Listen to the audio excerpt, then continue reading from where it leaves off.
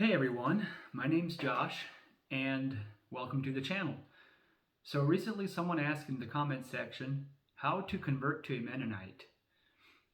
And so I'm going to try to go over that, how we do it in our church anyway. It's not exactly the same in all of the Mennonite churches, but they all, as far as I know, have a lot of similarities in the way that you would become a member in a Mennonite or an Amish church. So in our church, if you would come visit our church and you would want to become a member of our church, you would ask the ministers or the bishop or the church leaders to become a member. And then you would be put on a 6-month proving period where you would prove to the other members of the church that you are born again, that you are serving the Lord, and you would also be asked to give that testimony as well in front of the church, just to testify that you have repented and that you are born again. So that would be part of the requirements.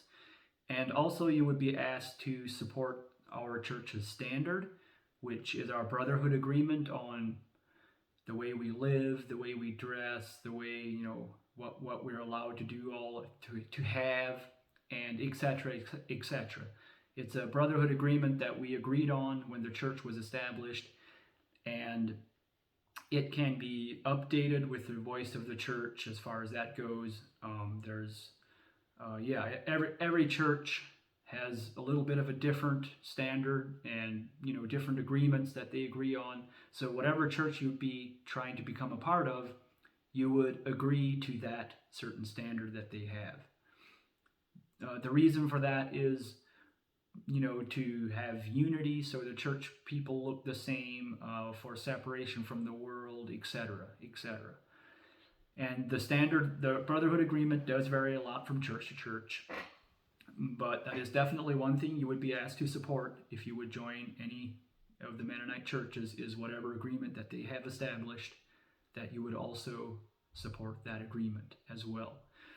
And then so after a 6-month proving period of supporting that church standard and living your life, that we could see that you are born again and you believe in God, and etc., etc., the church would be asked to voice their opinion, and then with 100% unanimous vote, you would be accepted as members of the church.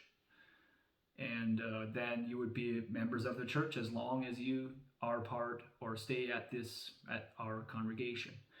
And no one is forced to stay there. You can always go to another church if you want to, if you move out of the area or whatever. You can leave the church and go join another church and become members in another church whenever you feel led to do that, or if you move out of the area, or etc. But as long as you would be part of our church, you would have to support our brotherhood agreement and live for Christ.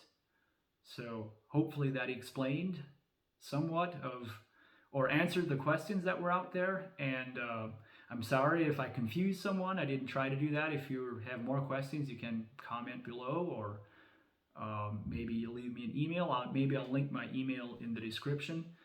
And then if you have more questions, you can send me an email and I'll try to answer them. So anyways, there you have it. Have a good day.